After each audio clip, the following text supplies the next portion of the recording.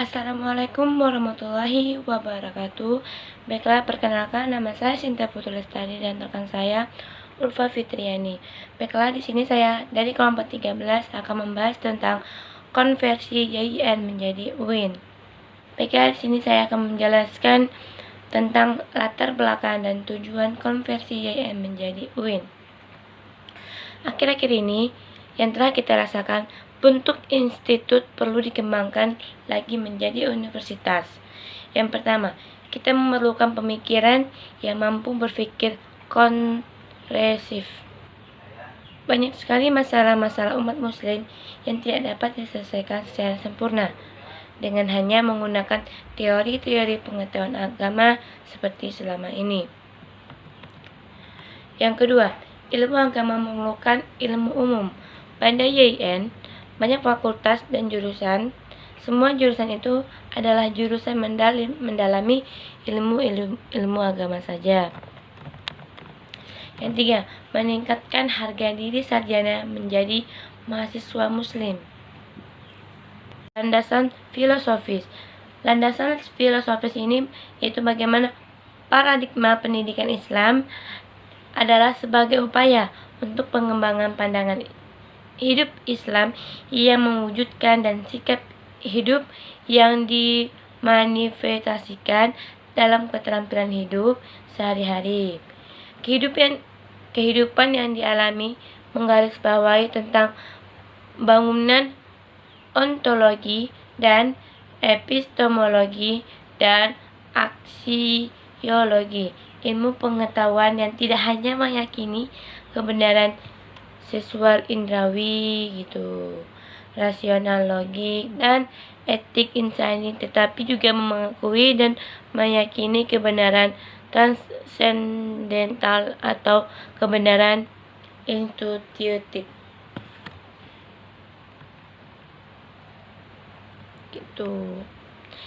Yang ketiga yaitu landasan historik. Landasan historik ini yang dikembangkan menurut Harun Nasution dapat dibagi menjadi 3 periode, yaitu periode klasik, periode pertengahan, dan periode modern. Keempat, kritik terhadap pengembangan ilmu pengetahuan yang diajarkan di YIN dan di UIN.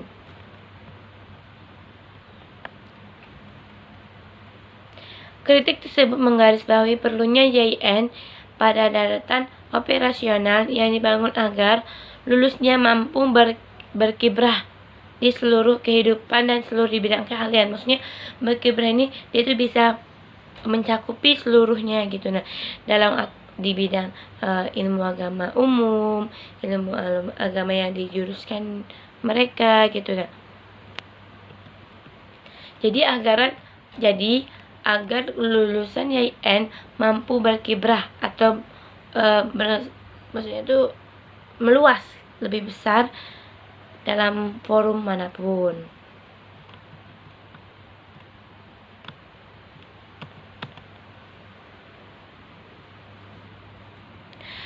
Pengembangan studi YIN merupakan perwujudan dari rasa tanggung jawabnya untuk menyikapi calon-calon sarjana atau tenaga pendidik yang memiliki komitmen akademisi, religius, atau personal atau profesional religius. Semua ini merupakan tantangan bagi YIN untuk menyikapi calon-calon sarjana mereka yang siap melalui suasana lingkungan yang kondusif bagi pengembangan dan nilai-nilai Islam, salah satunya dengan mengembangkan program mahat atau program pesantren. Assalamualaikum warahmatullahi wabarakatuh. Baiklah, di sini saya akan melanjutkan materi yang dijelaskan oleh saudari Sinta Putri Lestari.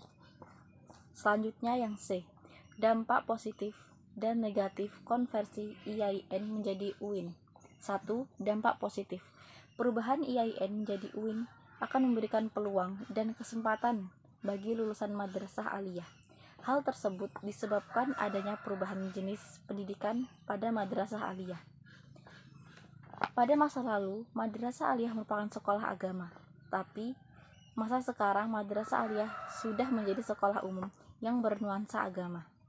Dengan kata lain, muatan mata pelajaran umum pada Madrasah Aliyah sekarang lebih dominan dibandingkan muatan pelajaran agama pada Madrasah Aliyah di masa sebelumnya. B. Perubahan IAIN menjadi UIN akan memberikan peluang dan kesempatan bagi sekolah menengah umum atau SMU untuk belajar di UIN, karena IAIN selama ini secara umum hanya menampung tamatan Madrasah Aliyah dan pondok pesantren atau sekolah berbasis agama, dan belum banyak memberikan peluang bagi tamatan SMU. Dengan demikian, perubahan IAIN menjadi UIN ini mengemban misi pemberdayaan umat untuk masa depan. Hal ini sejalan dengan pikiran Alvin Toffler yang mengatakan bahwa semua proses pendidikan adalah suatu kegiatan yang lahir dari suatu pandangan ke masa depan, bahkan membentuk gambaran masa depan, atau dengan pesan Nabi Muhammad SAW yang mengingatkan bahwa generasi muda sekarang hendaknya dididik sesuai dengan prinsip bahwa mereka akan hidup pada zamannya sendiri, bukan pada zaman kita. C. Dengan pendirian Universitas Islam Negeri atau UIN. Di satu sisi merupakan wujud keagamaan para elit muslim, pengambil kebijakan atas ketidaksesuaian lagi IAIN dalam memasuki era globalisasi. Tetapi di sisi lain merupakan realisasi kesadaran makna pendidikan Islam yang luas mencakup berbagai bidang keilmuan dan tidak dikotomis antara ilmu pengetahuan agama dan umum.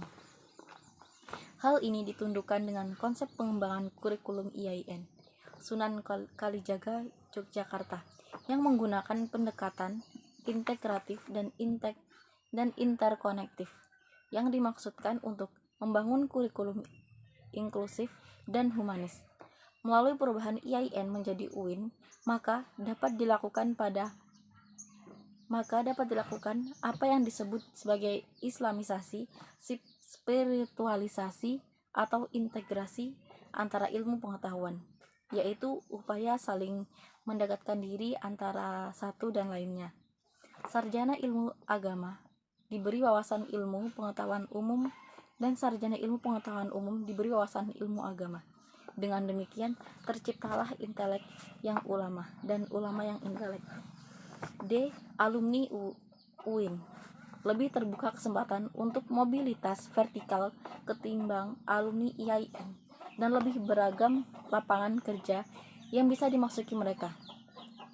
Selama ini, para lulusan atau sarjana IAIN sebagian besar hanya bekerja di Departemen Agama Republik Indonesia, dan kalaupun mereka bekerja di departemen atau instalasi lainnya, namun bidang pekerjaannya tetap, yaitu bidang keagamaan. Masih jarang atau mungkin belum ada sarjana IAIN yang menjadi direktur sebuah bank, direktur Pertamina, direktur industri, dan jabatan-jabatan strategis non-keagamaan lainnya. Jabatan-jabatan tersebut hanya dapat diisi oleh lulusan pendidikan tinggi non-IAIN seperti IPB, UGM, dan UI. Jabatan tersebut nantinya dapat pula diisi oleh para sarjana IAIN jika IAIN sudah menjadi UIN. Dalam hubungan ini, kita dapat mengatakan bahwa jika jabatan-jabatan non-keagamaan tersebut dapat diisi oleh tamatan UIN, maka diharapkan akan memiliki nilai plus, yaitu karena para sarjana tamatan UIN ini selain menguasai bidang keahlian dan keilmuan yang dibutuhkan lapangan kerja, juga memiliki dasar agama yang kuat, yang pada gilirannya dapat memperkuat akhlak dan moral pekerjaan. 2. Dampak negatif. A. Di ranah perguruan tinggi semacam UIN, mahasiswa diterima ironisnya lebih banyak berasal dari SMA dibandingkan dari MA. Sedangkan dari SMA lebih berminat di fakultas umum dibandingkan fakultas ilmu agama.